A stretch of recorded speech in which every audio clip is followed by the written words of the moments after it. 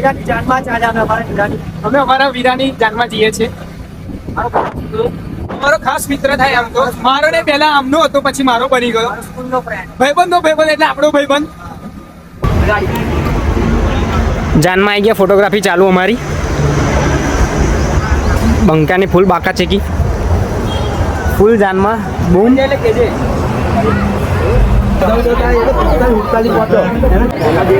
જમણવારીમાં આવી ગયા છે અમે હવે. મેનકોસ ઉપર ડાયરેક્ટ જ એમાં હેત પે ડાયરેક્ટ જ મેનકોસ ઉપર જ.